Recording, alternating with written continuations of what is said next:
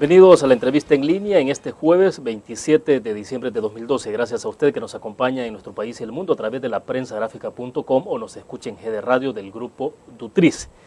Este jueves, dos temas centrales o varios temas centrales de reflexión, el alto precio de los medicamentos en el país, los efectos de esta ley una vez que fue aprobada, un balance de la gestión 2012, el tema de las epidemias, control de epidemias, pero también un poco sobre las actividades que está realizando el Ministerio de Salud frente a las festividades de fin de año en el marco del Plan Belén que desarrollan con otras instituciones. Para conversar de estos temas nos acompaña en nuestros estudios Eduardo Espinosa, él es el viceministro de Salud. Doctor, bienvenido, un gusto. Muchas gracias, William, un placer. Gracias a ti y a la prensa gráfica por esta oportunidad de comunicarnos con los lectores de la prensa gráfica. Perfecto, doctor, tenemos varios temas en agenda, a ver si avanzamos rápidamente. Para comenzar, de lo que fue una especie de balance de 2012 en el marco de la reforma integral de la salud, que tiene que ver con la implementación de los ECOS y otras medidas más que se derivan de esta reforma. ¿Cómo se planteó durante 2012 esta reforma? ¿Se puede plantear de avances concretos? ¿Cómo lo perfilan de aquí, digamos, al cierre de 2014 cuando termina la administración Funes? Bueno, William, estamos muy contentos, muy satisfechos de los logros que se han obtenido a lo largo de todo este año, que se vienen a sumar toda la acumulación que se ha tenido también en los 2 años previos. O sea, no es posible separar, ¿verdad?, los efectos que se han tenido este año de las acciones que se han venido realizando en los años anteriores. Sin embargo, este año ha sido muy significativo. Hay ya indicadores que se han movido en sentido positivo y que demuestran que el desarrollo del sistema de salud y la recuperación del marasmo en que la habían sumergido las administraciones anteriores y que nos,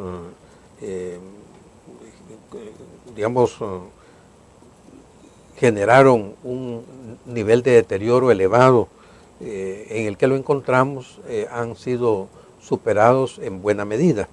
Por ejemplo, hemos tenido una recuperación sustantiva en el nivel de abastecimiento de los medicamentos. El nivel de abastecimiento de los medicamentos en el sector público se ha mantenido a lo largo de todo este año entre un 80 y un 85%, lo que ya de por sí es un logro importante y significativo. ¿Cómo encontraron ustedes esa parte de medicamentos? Nosotros encontramos un nivel de abastecimiento que no superaba el 50%, es decir, uno de cada dos. ¿Dramático? Sí, es correcto. Lo que sucede es que como paralelamente se cobraba a la población, había una inmensa cantidad de pobladores que no acudían, que se autoexcluían de ir al sistema de salud porque no tenían para pagar las cuotas. Entonces esta población no hacía cola, ni demandaba ni nada, sencillamente no acudía al sistema, no estaba cubierto. La supresión de las cuotas voluntarias produjo acceso inmediato a 1,5 millones de salvadoreños que estaban en situación de pobreza y de extrema pobreza y que se autoexcluían de acudir al sistema de salud. ¿Cómo cuantificaron esa parte? Porque creo que eso es importante. Uno dice, claro, bueno, ¿es que acaso los salvadoreños se enfermaron más? Que puede ser una opción, digamos, una posibilidad, o es que efectivamente la población no estaba yendo al servicio público de la salud porque debía pagar y no tenía dinero. Sí, ¿Cómo hacer para hacer esa diferencia? Bueno, se sumaron varias causas porque había una combinación perversa de factores que contribuía a atender un velo, ¿verdad?, sobre toda esa carga de enfermedad que estaba soportando la población. Por ejemplo, el sistema de información en salud únicamente contaba con alrededor de unas 300 unidades notificadoras que eran únicamente los hospitales del sistema público y las unidades de salud, que eran un total de aproximadamente unas 300 unidades, las que notificaban.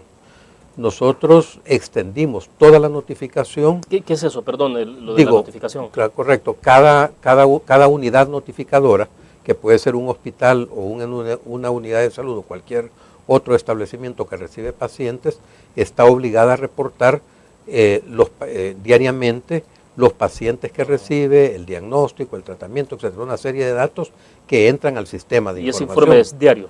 Ese informe se semanal. consolida semanalmente en el boletín que se emite semanalmente.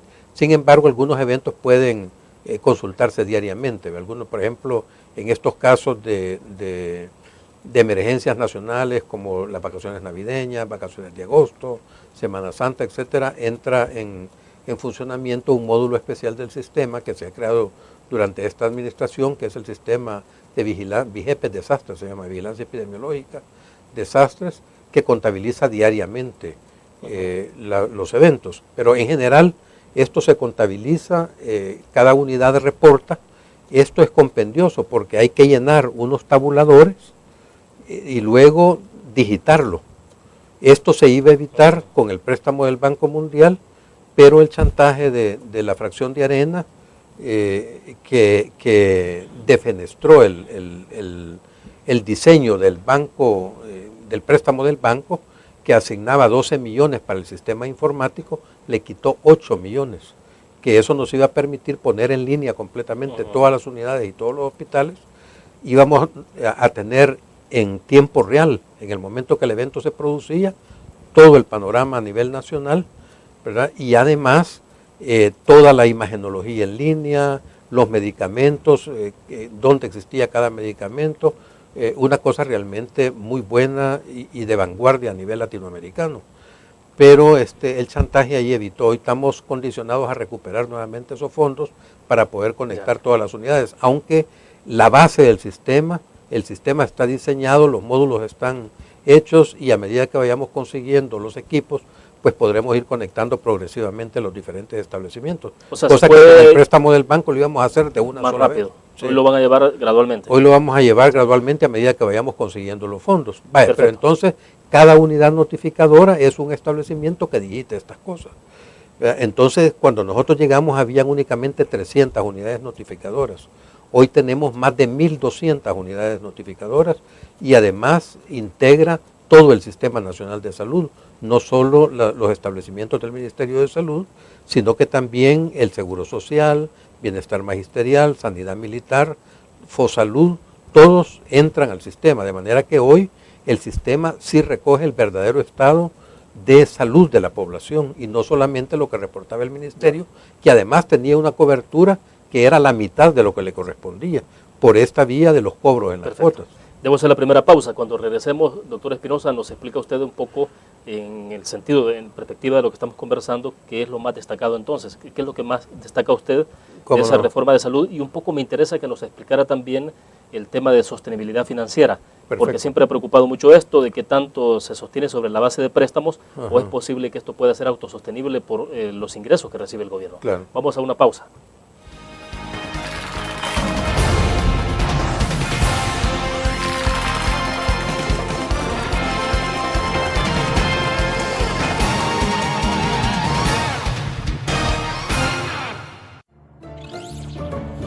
Abrimos las puertas. Ahora el Banco HSBC es Davivienda. Davivienda, una multilatina ahora en El Salvador. Bienvenidos a casa.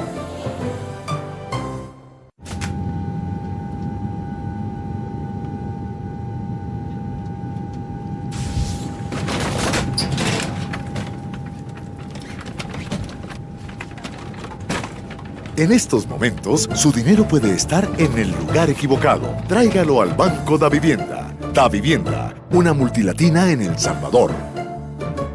Pregunte en nuestras sucursales por las ofertas de ahorro e inversión.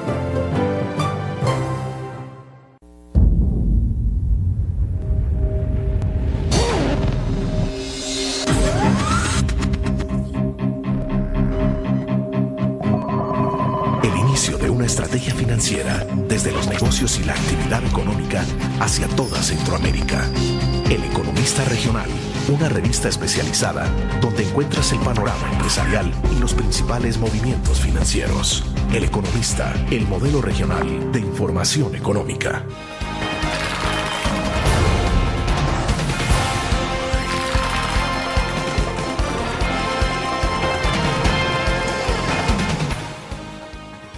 Está con nosotros en nuestros estudios desde la sala de redacción de la prensa gráfica Eduardo Espinosa, viceministro de Salud. Viceministro, bueno, compartíamos ese dato que usted me comentaba de un poco millón y medio. Sí, pero en el corte comercial creo que es importante para nuestros cibernautas conocerlo, el dato de cuál es la población que entra dentro del sistema integral de la salud, es decir, usted me decía lo que tiene que ver, o la gente que atiende del Ministerio de Salud, Seguro Social, Bienestar Magisterial y etcétera. Correcto. Pero el privado me decía usted que es 3%. Es así la situación. El Seguro Social da cobertura a un 23% aproximadamente de la población, nominalmente, ¿verdad? Porque por ejemplo toda la población menor de 18 años, todos los niños que es responsabilidad del seguro, realmente van al Blum, ¿verdad? Pero bueno, 23% sobre esa base.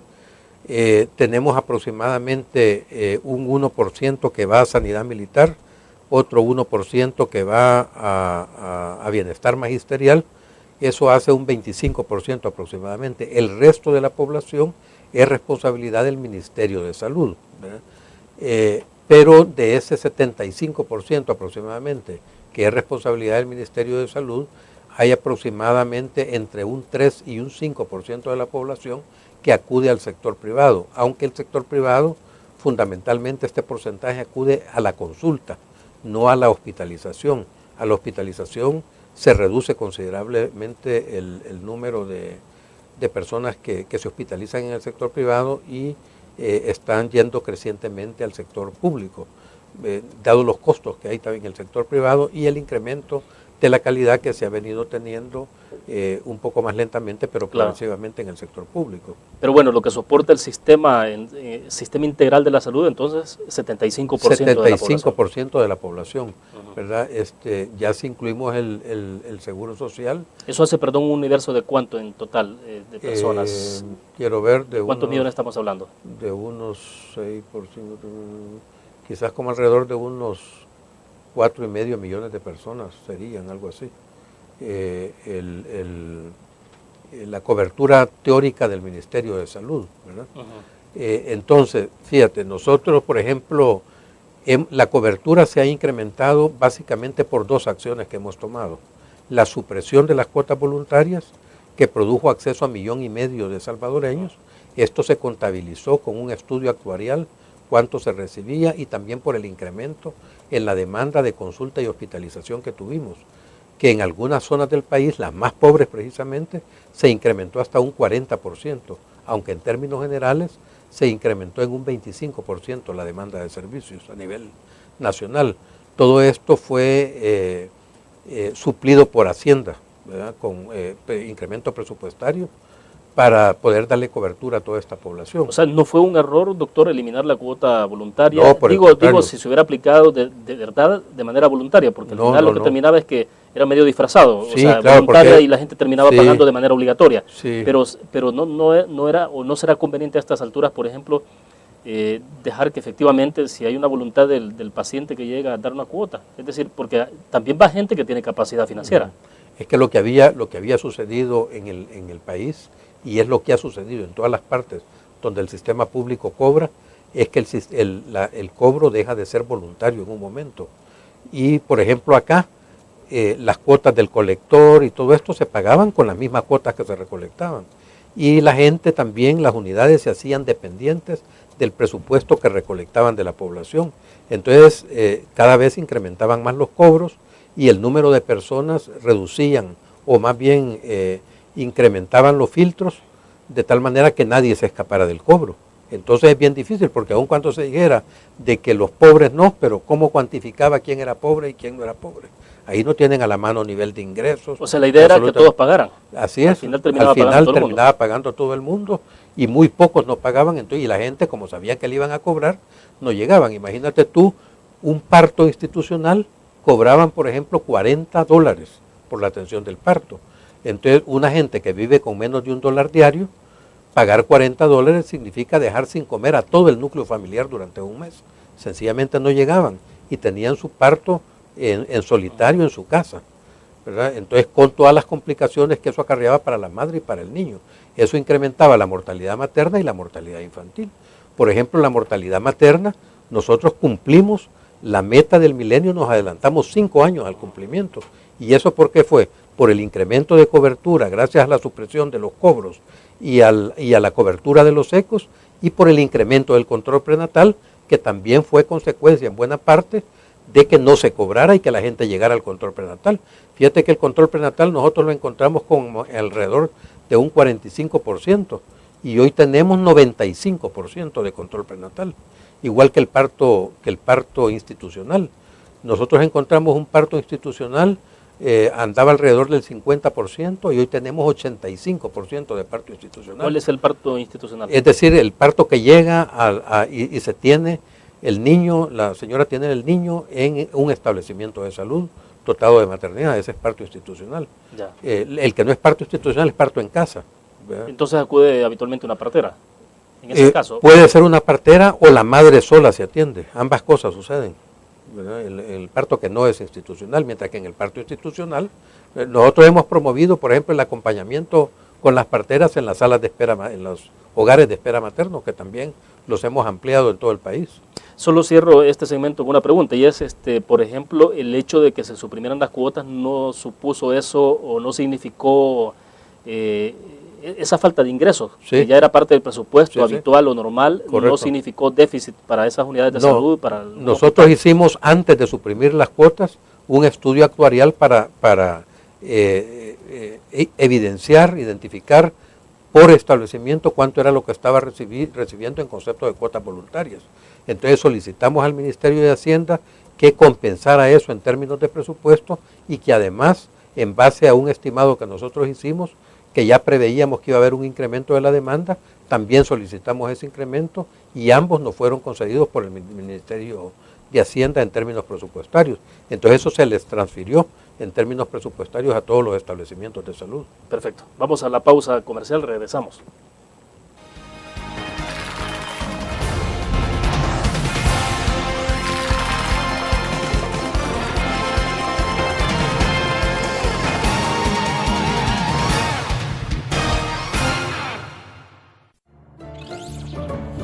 Abrimos las puertas. Ahora el banco HSBC es Davivienda.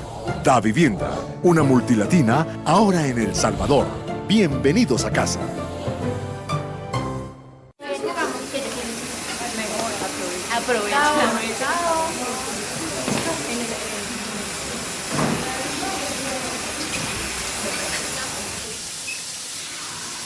En estos momentos, su dinero puede estar en el lugar equivocado. Tráigalo al Banco Davivienda. Davivienda, una multilatina en El Salvador. Pregunte en nuestras sucursales por las ofertas de ahorro e inversión.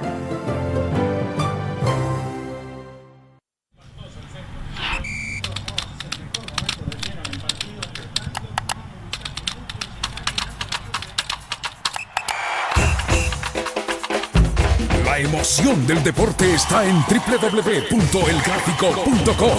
Ingresa al nuevo escenario deportivo y descubrí toda la pasión del deporte. Fotos, videos, fichas y resultados de las mejores ligas del mundo. Elgráfico.com.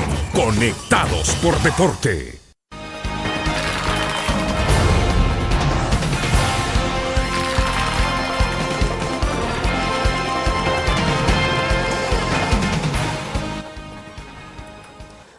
Doctor Espinosa, la sostenibilidad financiera de la reforma, un poco la preocupación que ha habido siempre es cuánto es sostenible esto sobre la base de préstamos internacionales, que lo ideal es que descansara en los ingresos propios que tiene el país para que esto sea permanente en el tiempo, es decir, y que no también termine todo este proceso en 2014 al haber un cambio de gobierno. Entonces, ¿cómo están haciendo para darle sostenibilidad y que esto se vaya convirtiendo en algo asumido por los mismos ingresos que tiene el Ministerio de Hacienda, por ejemplo? ¿Cómo no? Bueno, mira, William, nosotros hemos tenido particular cuidado para que los fondos provenientes de los préstamos sean utilizados en inversión, no en gasto corriente. De esta manera, por ejemplo, el incremento en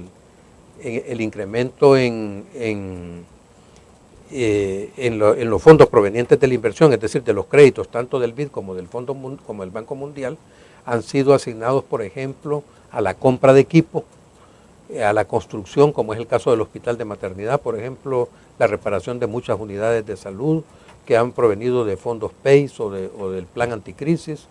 Todo eso se ha utilizado en por ejemplo, mejoramiento de unidades de salud, ampliación, construcción de unidades de salud nuevas, reparaciones de los hospitales, ampliación de los hospitales.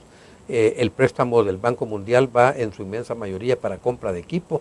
Por ejemplo, una buena parte iba también para compra de equipo informático para posibilitar el sistema único de información. Entonces, nosotros hemos garantizado de que esos fondos provenientes de inversión no sean utilizados para gasto corriente. Todo el incremento en contratación de recursos, en funcionamiento, ¿verdad?, en medicamentos, en vacunas, todo eso se ha ido cargando a incrementos progresivos que Hacienda nos ha ido concediendo para incrementar el presupuesto de salud, de manera que tiene sostenibilidad en el presupuesto asignado institucionalmente, a menos que los futuros gobiernos reduzcan el presupuesto en salud. En este momento, perdone, viceministro, ¿cuánto es lo que tiene asignado en función del Producto Interno Bruto salud? Bueno, nosotros encontramos 1.8 del Producto Interno Bruto y ahorita tenemos un 2.4% del Producto Interno Bruto en salud asignado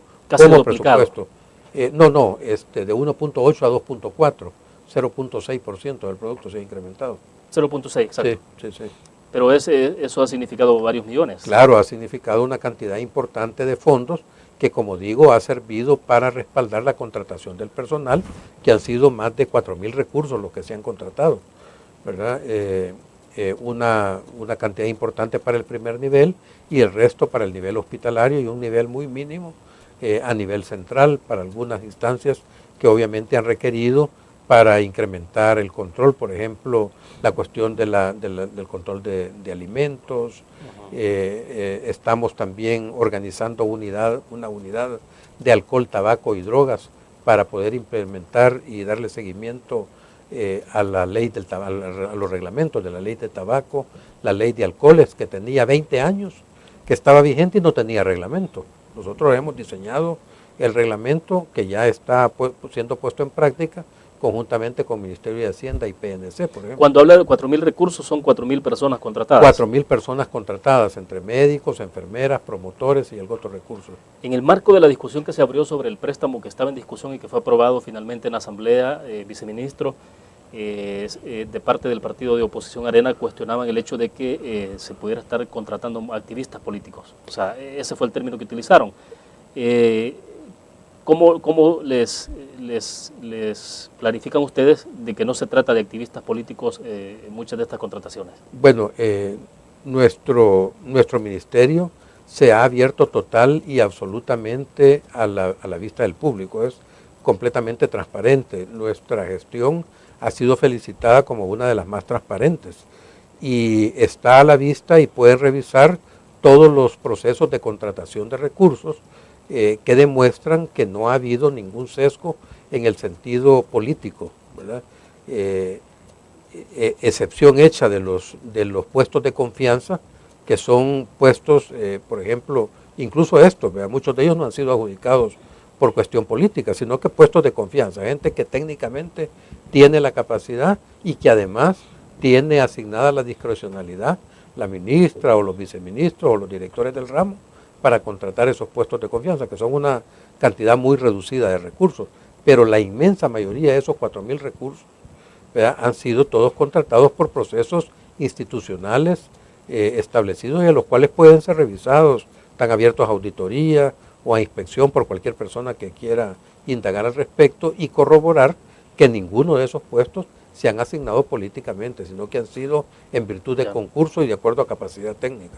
Y entonces, en la primera fase de ejecución del plan integral de reforma integral de la salud, ¿cuál es entonces lo más rescatable que de esto, lo que más se destaca, digamos, y que tiene que ver justamente con un impacto directo sobre la salud de la población salvadoreña? Vaya, dos cosas fundamentales en términos de incremento de cobertura. La supresión de las cuotas voluntarias, 1,5 millones de personas que accedieron a los servicios.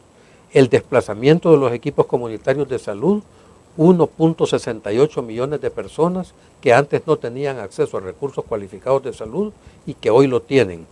La reducción, el cumplimiento de la meta del milenio en mortalidad materna, ¿verdad?, que nos hemos adelantado 5 años, debimos haber cumplido la meta en 2015 y se cumplió en 2011 y se continúa reduciendo. Hoy vamos a tener menos mortalidad materna todavía que el año anterior.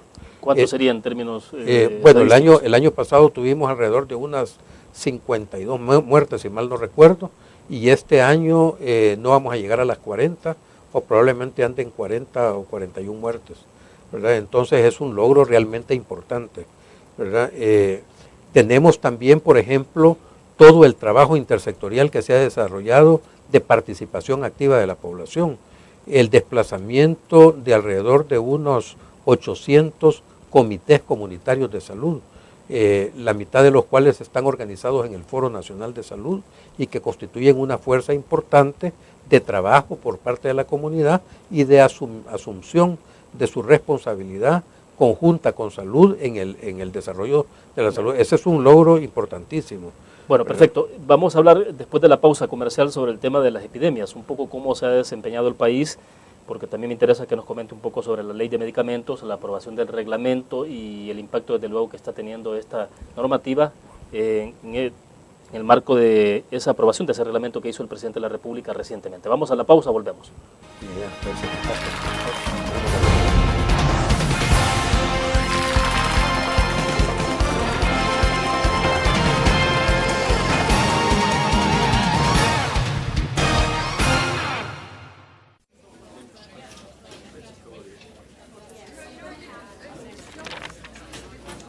Mamacita. Mamita. Mamita.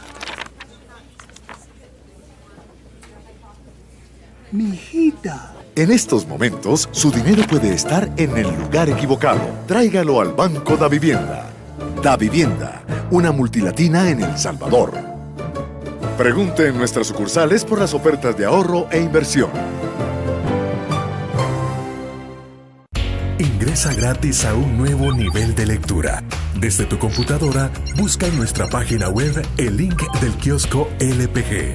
Regístrate y listo. Escoge tu lectura.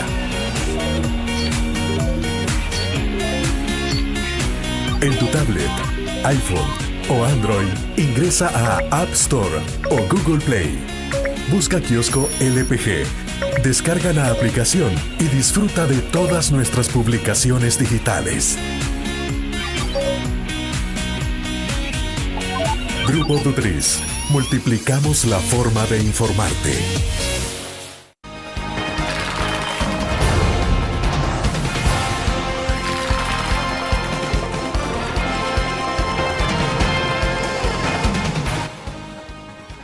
Viceministro Espinosa, hay un tema muy relevante este año que tiene que ver y porque afecta directamente el bolsillo de la población en general, a todos, a nadie se escapa de esto, y es con el precio de los medicamentos.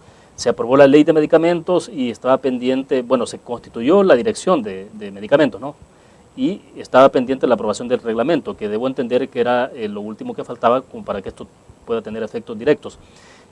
Entonces, a estas alturas, cuando estamos al cierre del año, ¿cuál ha sido el impacto que ya está registrando la entrada en vigencia de la ley de medicamentos en el precio de las medicinas? Cómo no, William, gracias por la pregunta. Primero, es importante tomar en consideración que la aprobación de la ley de medicamentos y la puesta en práctica de la ley de medicamentos es sin lugar a dudas uno de los logros más importantes de esta gestión gubernamental en este año y probablemente a lo largo de toda la gestión. Los medicamentos, William, constituyen del gasto de bolsillo de salud de la población el rubro más importante. En lo que más gasta la población es en medicamentos. En la totalidad de la población, el gasto en medicamentos es aproximadamente un 50% de su gasto de bolsillo en salud. O sea que lo demás del presupuesto... Lo demás del presupuesto, por ejemplo, es pago por consulta, digamos, de todo lo que la población gasta de bolsillo en productos, si identificamos únicamente lo que la población gasta en salud, el 50% de eso en promedio es para medicamentos. O sea, lo demás tiene que ver entonces con pago de consulta, hospitalización. Es altísimo el 50%. Es altísimo y mientras más pobre es la población, más se incrementa. Por ejemplo, en la población más pobre el gasto en medicamentos puede llegar a ser hasta un 80% del gasto en salud. Claro, entonces los medicamentos, el costo de los medicamentos puede ser causa también de empobrecimiento de la población y de descenso en la escala social, de tal manera que el impacto que la ley de medicamentos y la puesta en práctica va a tener en la economía familiar va a ser una de las cosas más impactantes de esta gestión y de indudable beneficio para la población. Entonces estamos muy contentos por eso. Esto tiene a la base, Douglas, como tú decías, la creación de la Dirección Nacional de Medicamentos con 4 características fundamentales. Primero, que es una única dirección de medicamentos y no fraccionada como estaba antes, a cargo de toda la regulación en el ámbito de medicamentos. Segundo, que no hay conflictos de interés al interior de la dirección al suprimirse los regulados de su conducción.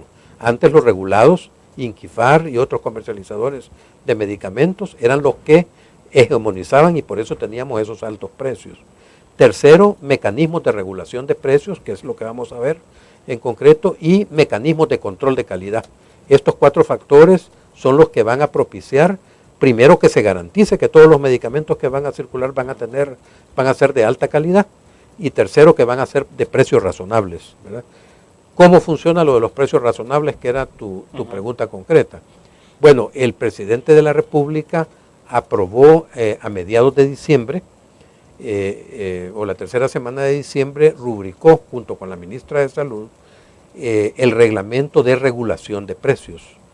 Este mecanismo de regulación de precios, este reglamento de regulación de precios es el que permite poner en práctica lo que la ley estipula en relación con los precios de los medicamentos. ¿Cómo funciona esto? Bueno, en principio todos los medicamentos que han sido registrados en el sistema de registro de medicamentos del país han sido agrupados en lo que se llama conjuntos homogéneos. Un conjunto homogéneo es, por ejemplo, un grupo de medicamentos o de marcas de medicamentos que tienen el mismo principio activo, la misma preparación y la misma dosis. Por ejemplo, cápsulas de ampicilina de 250 miligramos. Entonces, todas las marcas que venden cápsulas de 250 miligramos de ampicilina constituyen un conjunto homogéneo. Entonces, así como esos, hay un montón de conjuntos homogéneos. Para cada conjunto homogéneo se ha establecido un precio máximo de venta al público, que tiene que ver con 2 parámetros. El precio internacional de referencia, que en el país se ha construido con base en algunos precios de bases de datos de varios países, y el precio promedio de venta centroamericano. Son los 2 parámetros que asignan cuál va a ser ese precio máximo de venta al público. Yo creo que para que todos entendamos de mejor manera esto, si nos explica, y no sé si podemos tomar siempre el caso de que me decía la ampicilina, ¿no? Ajá. Si es posible tomar un caso concreto en el que, ¿cómo se traduce eso? Pues ya un medicamento. Vaya. Porque con esto de los precios, de repente no se puede perder la referencia internacional, luego la referencia centroamericana. Vaya.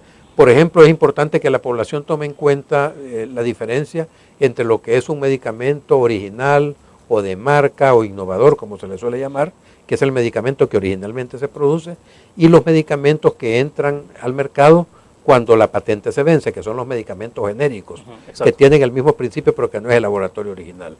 Entonces, por lo general, el medicamento original tiene un alto precio, ¿verdad? Mucho más alto que el de los genéricos, ¿verdad? Y luego los genéricos que tienen un precio más bajo, aunque tengan el mismo principio, en la misma dosis, etcétera. Vale. Entonces, cuando el mecanismo de regulación de precios entra en vigencia, los medicamentos originales van a bajar aproximadamente un 70% del costo que tienen ahorita. Y los medicamentos... No es exagerado ese dato. No. Digo, porque es sustancial. Es sustancial porque así es, los comercializadores de medicamentos se han aprovechado acá de todos estos, digamos, falta de control, falta de regulación, y de que ellos controlaban el mecanismo regulador. Entonces, vaya, por ejemplo, tengo acá algunos datos específicos. A ver. ¿Verdad? Por ejemplo, la acitromicina, que es un antibiótico. Actualmente, un tratamiento de 3 cápsulas, que es lo habitual, cuesta aproximadamente unos $45 el medicamento original y unos $25 el medicamento genérico. De acuerdo a la ley, ¿verdad? El mecanismo de regulación de precios, precio promedio centroamericano, ¿verdad? El costo, el precio máximo de venta al público va a ser alrededor de $12. ¿Verdad? comparado con los 45 y 25 en los genéricos. Sí, haciendo la comparación con el innovador, o sea. Sí, no, el innovador 45, cuesta 45, el genérico 25, entonces, pero el precio máximo de venta al público para ambos va a ser $12. Ah, bueno, interesante. Sí. En el caso, por ejemplo, del enalapril, que es un antihipertensivo de uso bastante corriente, el costo de un tratamiento de 30 días cuesta $40 el medicamento original y $20 el genérico. El precio máximo de venta al público va a ser de $14. ¿Verdad? El caso de la atorvastatina, ¿verdad? Para reducir el colesterol, de la dosis de 10 miligramos por 30 días, cuesta actualmente $60 el original y $40 el genérico. El precio máximo de venta al público va a ser de $25. Todas estas son aproximaciones y lo concreto va a ser dado cuando la Dirección Nacional de Medicamentos publique el listado de precios máximos de venta al público para cada conjunto homogéneo. Bueno, interesante. Seguimos con ese tema después de la pequeña pausa comercial. Volvemos.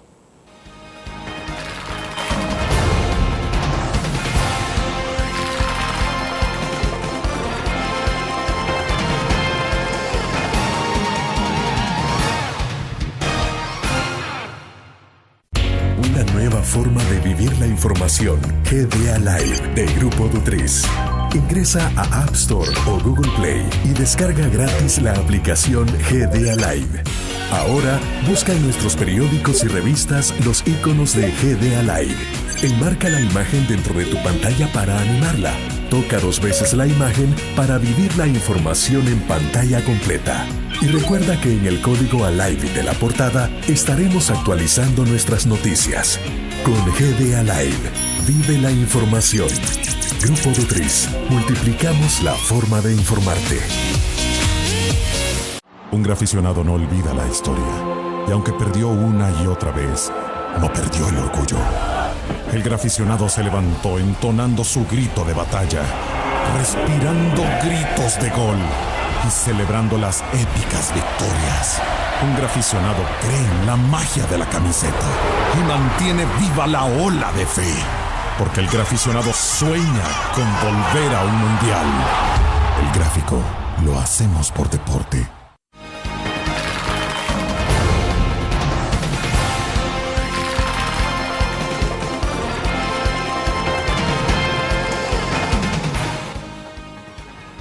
Viceministro, entonces, ¿cuánto tiempo puede llevar para que esto ocurra? Es decir, aprobado el reglamento hoy en diciembre, ¿de qué estamos hablando? ¿De un par de días? ¿De un mes más? No, vaya, te cuento cómo están los tiempos. El reglamento fue conocido en sesión ordinaria de la Dirección Nacional de Medicamentos número 26, que se celebró el 20 de diciembre. No sé exactamente la fecha por el periodo vacacional en que esto se publica en el Diario Oficial, pero entra en vigencia 8 días después de la publicación en el Diario Oficial. Entonces, exactamente 8 días después de la publicación en el Diario Oficial, la Dirección Nacional de Medicamentos está obligada a publicar los precios máximos de venta al público. O sea, que eso va a ser un listado que se va a publicar, ¿verdad?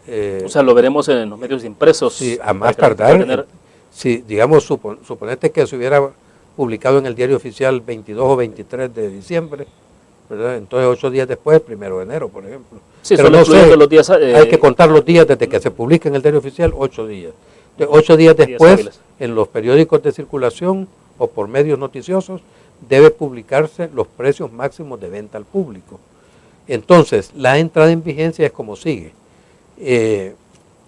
Las cadenas de farmacias o las farmacias en general están obligadas a presentar un inventario de sus existencias y una declaración jurada. Y se da un plazo de 3 meses para que ellos agoten sus inventarios, máximo. 3 meses. 3 meses. Y tiene que ver con vencimiento de los productos. Sí, con vencimiento de los productos y también con la venta del producto al precio que tienen actualmente, ¿verdad? Porque ellos pueden alegarte que lo compraron caro, que no lo pueden vender más barato, etcétera. Pero teorizando un poco, estamos hablando que si para los primeros días de enero entra en vigencia, se publica el Diario Oficial, marzo, abril, digamos, ellos están, los que hayan presentado inventario y declaración jurada, tienen hasta abril para agotar sus inventarios. no pueden vender más allá de lo que declaran en inventario, ¿verdad? Cuando se agote el inventario de lo que han adquirido, ya la nueva adquisición tiene que ser a los precios máximos de venta al público. Y para todo esto obviamente habrá todo un proceso de vigilancia, de supervisión. Claro, tienen que hacer una declaración jurada. Y el dueño de farmacia o de cadena que no presenta ni el inventario ni la declaración jurada, una semana después de publicados los precios máximos de venta al público, deben de tener ya esos precios al consumidor. ¿Verdad? Los que no presentan inventario ni declaración jurada. Doctor, pero va a ser muy sensible entonces una vez que entre en vigencia esto. Claro, es muy sensible, va a reducir las ganancias estratosféricas que tenían los comercializadores de medicamentos, va a obligar a que dejen de estar dando las coimas, electrodomésticos, primas de vehículos, viajes y todas esas cosas que antes se cargaban también al precio del consumidor, y hoy eso va a ser, digamos, más expedito, más transparente y más razonable, ¿verdad? Sus ganancias, no es que van a dejar de ganar, porque en el resto de Centroamérica ese es el precio promedio de venta centroamericano. O sea, nuestro precio no va a ser inferior, quiero decir, no va a ser inferior al precio promedio de venta centroamericano. Eso es. Cuando, bueno, usted trabajó el informe sobre precio de los medicamentos, ¿no? Hace varios años. ¿Cómo no? Hoy que ya se está viendo la aplicación de la ley y todo esto, ¿no era exagerado hablar de que había medicamentos hasta del 1000%? 5200%. 5200%. Sí. Ahí hay una acotación, ¿verdad? Que ha sido señalada en varias ocasiones, pero que no siempre es bien entendida. Nosotros utilizamos una base de datos de la Universidad de Harvard, que es un precio internacional de referencia. Precios internacionales de referencia hay. Cada país hace su precio internacional de referencia de acuerdo a las bases y todas estas cosas. Esa era una base que permitía la comparación, porque todos los investigadores estaban recurriendo a esa base, entonces eso nos permitía a nosotros podernos comparar con los investigadores que estaban haciendo ese mismo estudio en la India, o en Rusia, o en Estados Unidos, o en Sudamérica, etcétera, ¿verdad? Entonces nosotros pudimos comprobar en esa ocasión, lo demostramos fehacientemente, que los medicamentos originales acá se vendían a 52 veces ese precio internacional de referencia, es decir, 5200%, y que los medicamentos genéricos se vendían a 28 veces ese precio internacional de referencia. Es un margen agregado de 2800%. Y hoy entonces, eso hacía que nuestros precios fueran los más altos del mundo, con todos los estudios con los que comparábamos. Entonces, hoy la comparación no es con la base de datos de Harvard, sino con el precio promedio de venta centroamericano, ¿verdad? Entonces, eso va a permitir esa reducción que va a ser sustancial. No es que van a dejar de ganar, van a ganar como gana el resto de países centroamericanos. Eso es. Lo mismo que se gana en el resto de países centroamericanos, eso es lo que van a ganar los comercializadores acá. Y se toma de referencia a Centroamérica porque los precios más o menos son... Porque la ley así lo prescribió, hay que tomar en cuenta que lo que nosotros... Pero es porque los precios son más o menos los mismos. Son mucho más baratos que acá, ¿verdad? Hay algunos que están iguales, otros que están, pero la inmensa mayoría están mucho más baratos que los de acá, ¿verdad? Entonces, la ley establece dos parámetros: el precio internacional de referencia, que hemos construido con precios promedios de otros países que no son los centroamericanos, y el precio promedio de venta en Centroamérica. La ley dice que no podemos exceder 3 a 5 veces el precio internacional de referencia, y que tampoco debe ser superior al precio promedio centroamericano. Entonces esos son los dos parámetros que rigen. Perfecto. Vamos a la última pausa comercial. Cuando regresemos, bueno, no hemos hablado de las epidemias y también un poco de las acciones que se están tomando durante estos días de festividad de fin de año. Dejamos los últimos minutos entonces para conversar del tema. Volvemos.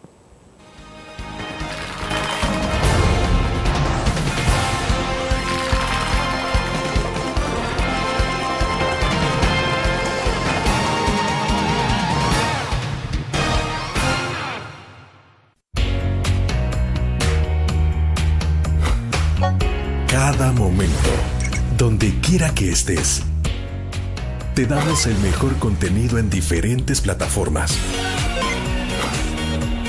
para que tú escojas el medio para informarte. Y ahora con Grupo Dutriza Live, la nueva aplicación digital. Vive la información como una nueva experiencia. Multiplicamos la forma de informarte. Grupo Dutriz. Blur. La revista más innovadora y moderna de todos los tiempos. Única en su estilo, creativa. Un espacio exclusivo y reservado de entretenimiento y diversión, llevada al máximo. Blur. Time Out, Movie, lo mejor de la cartelera. Art. Shopping, la guía de la moda. Go, viajes cortos fuera de la ciudad. Blur.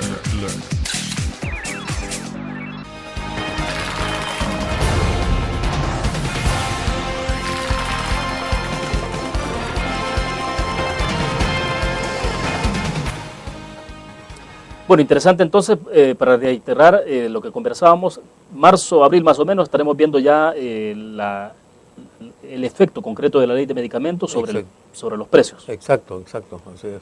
De acuerdo.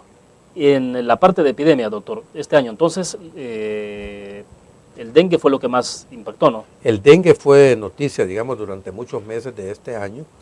Y bueno, William, cuando la ignorancia y la mala voluntad se combinan con el poder, eso es terrible, ¿verdad? Y algunos de nuestros detractores, particularmente en fracciones políticas de oposición de derecha, se han dado la tarea de resaltar que nosotros hemos tenido una epidemia de dengue, pero ocultan que la epidemia de dengue fue una pandemia a nivel de todo el continente, y no solo en el continente, también en África hubo epidemia de dengue.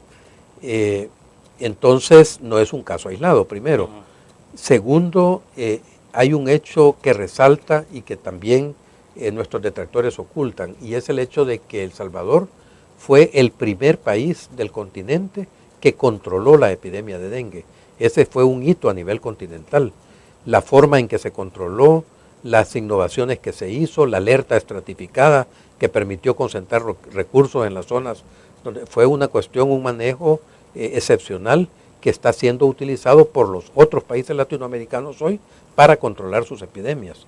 Nuestros pediatras e infectólogos están siendo llamados o fueron llamados de México, de Argentina, de Paraguay, para que fueran a trasladar la experiencia de cómo manejaban los casos de dengue acá. ¿Por qué?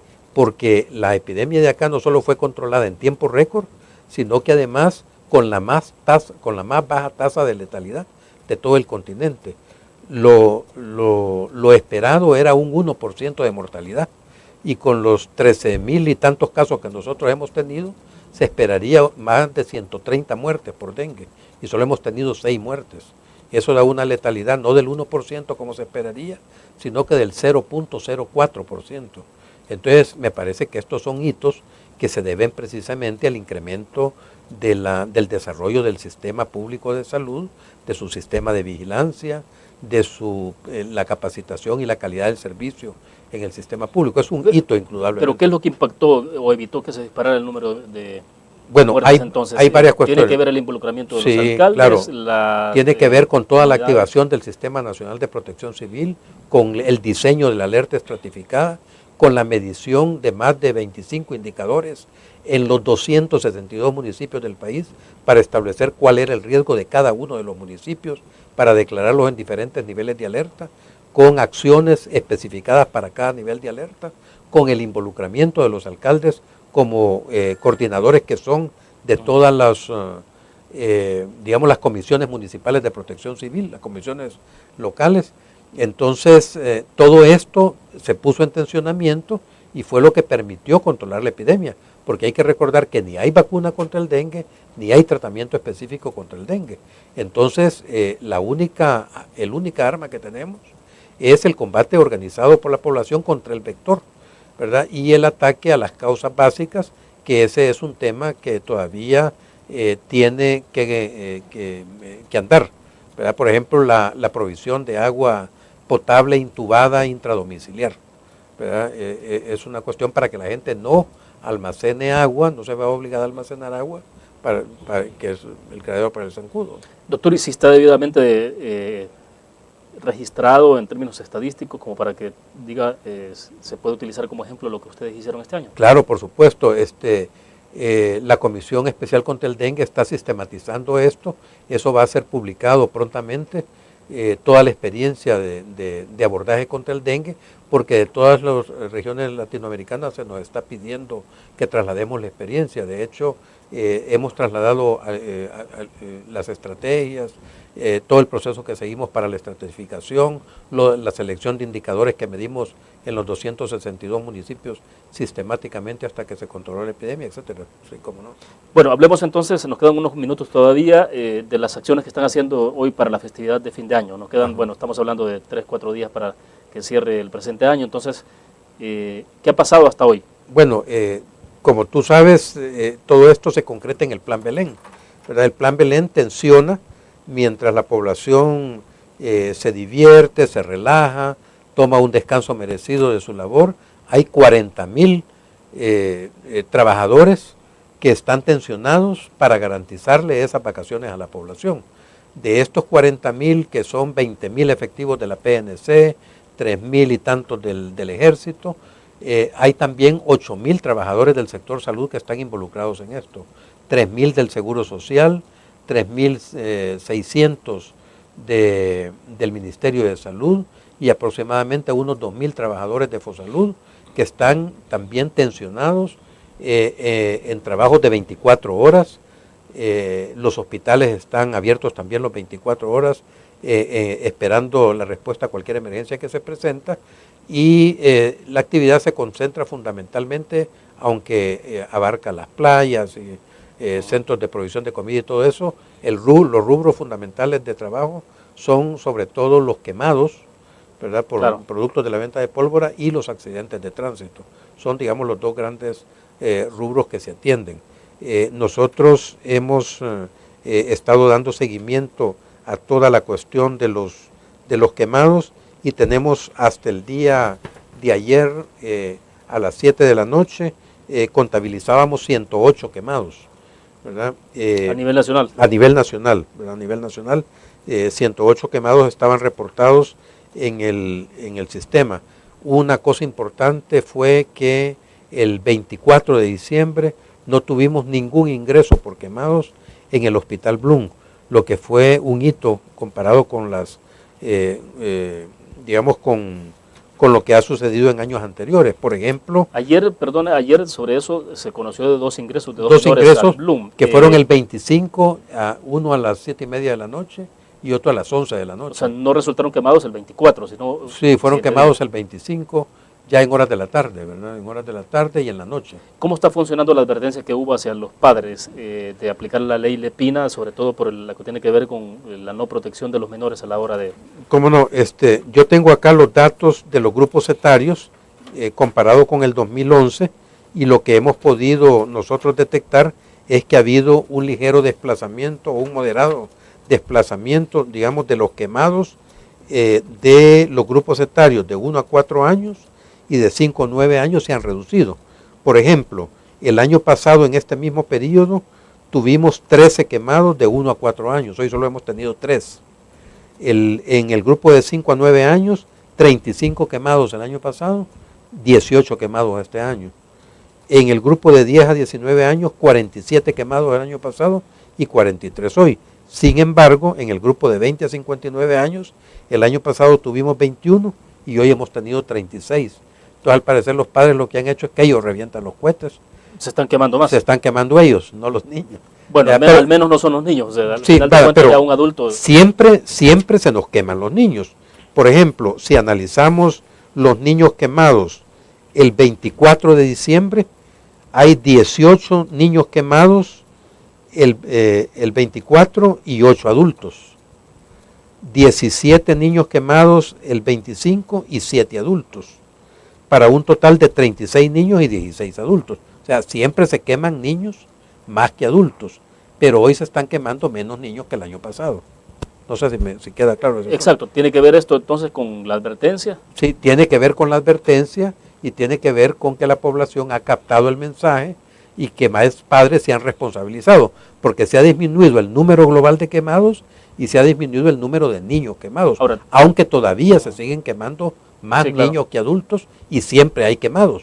Ahora, tengo la impresión, para cerrar, doctor, que de alguna forma también tiene que ver con ha bajado la compra de pólvora, tengo la impresión, no sé. Digo, un poco de percepción de lo que uno escucha donde estuvo el día 24 en la noche, y escuchando otros comentarios de amigos, parece que ha habido menos quema de pólvora. Sí, lo cual es de celebrar, ¿verdad? Hay países centroamericanos como Panamá y como Honduras que han prohibido total y absolutamente la quema de pólvora, ¿verdad? Eso, obviamente, la única manera de que no hayan quemado es que no haya reventación de pólvora. Exacto. Bueno, se nos agotó el tiempo, le agradecemos infinitamente que haya estado con nosotros. Muy bueno, amable. a ti, William, un placer, gracias a ti y a la prensa gráfica. Bueno, perfecto, terminamos la entrevista en línea, gracias a ustedes por su fiel sintonía. Mañana haremos un análisis de cierre de año, estará con nosotros en nuestros estudios el analista político Roberto Cañas. Nos vemos entonces.